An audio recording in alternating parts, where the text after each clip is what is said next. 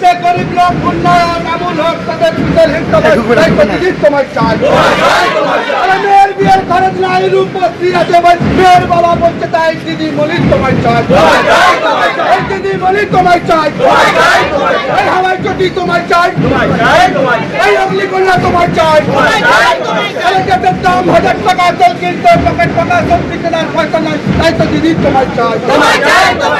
দিদি বলি তোমার চাই অগ্নিকন্যা তোমার চাই ওষুধ কেনার পয়সা নাই নাই তো বললে ওষুধ পাই তাই তো মানুষ বলছে ভাই দিদি বলি তোমার চাই অগ্নিকন্যা তোমার চাই পড়াশোনার খরচ নাই কন্যাশ্রী আছে ভাই তাই তো কন্যা বলছে ভাই দিদি বলি তোমার চাই অগ্নিকন্যা তোমার চাই কিদের চালায় ঘুরে বেড়ায় মা কিচেন পড়ায় 5 টাকায় ভাত পায় তাই তো দিদি তোমার চাই দিদি বলি তোমার চাই অগ্নিকন্যা তোমার চাই রাস্তাঘাটে চলছে আলো বাংলার মানুষ আছে ভালো তাই তো মানুষ বলছে ভাই দিদি বলি তোমার চাই দিদি বলি তোমার চাই রাস্তাঘাটে চলছে আলো বাংলার মানুষ আছে ভালো বাংলা জুড়ে বলছে ভাই দিদি বলি তোমার চাই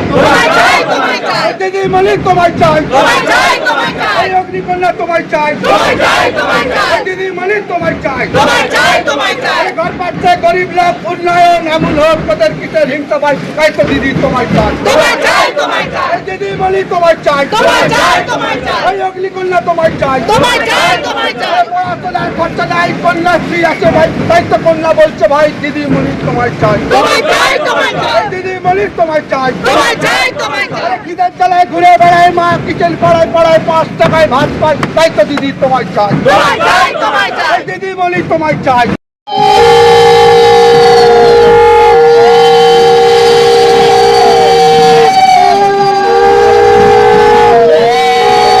ভালো লাগছে এতদিন পরে বুঝলাম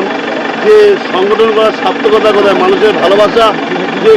কোন জায়গায় মানুষকে পৌঁছে যাচ্ছে সত্যি আমি অভিভূত আপ্লুত যে 143 নম্বর ওয়ার্ডের মানুষের এত ভালোবাসা পাবে এত স্নেহ এত আশীর্বাদ পাবো এবং সর্বোপরি যারা আমার পাশে আছে এই ওয়ার্ডের জনপ্রিয় প্রতিনিধি কৃষ্ণা বিশ্ব আছে এখানকার সভাপতি শুভজিৎ বিশ্ব আছে অবৈধ আমার সতীর্থ সহযোগিতা আমার সব শুভাকাঙ্ক্ষীরা আছে মা বোনেরা আছে এরাই আমার শক্তি আমার আদর্শ মমতা ব্যানার্জি আমি তাই বলি সম্প্রীতি প্রগতি ও একতা আমাদের মুখ্যমন্ত্রীর নাম যারা নকল করে তারা পাস করার চেষ্টা করে যারা সারা বছর পরে তারা ফার্স্ট করার চেষ্টা করে আমি ফার্স্ট করার চেষ্টা করি মানুষ পাশে থাকে সব দায়িত্ব পালন করে আর মানুষ না থাকে কিছু করে মানুষের সম্পদ মানুষের শক্তি বড় কথা না এবছরের লড়াইটা কিন্তু বাংলার মর্যাদার লড়াই অভিষেক ব্যানার্জি মমতা ব্যানার্জি শুধু লড়াই নয় এটা বাংলার মানুষের লড়াই বাংলা ভাষার লড়াই এই লড়াইতে আমাদের কিন্তু উচিত শিক্ষা আমরা এবারে যে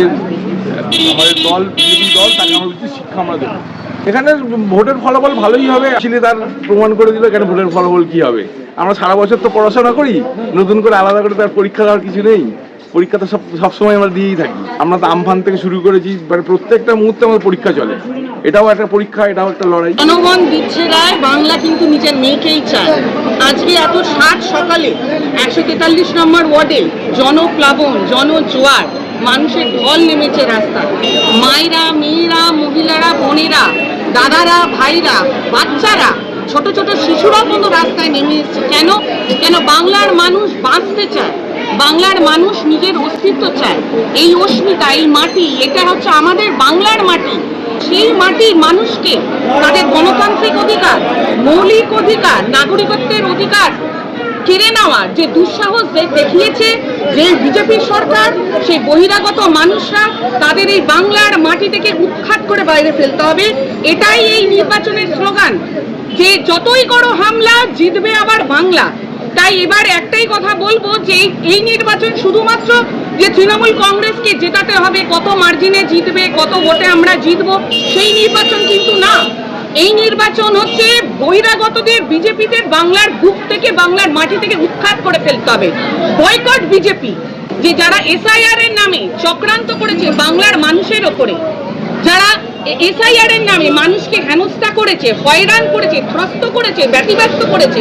বৃদ্ধ বৃদ্ধারা তারা লাইনে দাঁড়িয়ে আছে ঘন্টার পর ঘন্টা সকাল থেকে রাত বিকেল অবধি হিয়ারিং এর জন্য কেন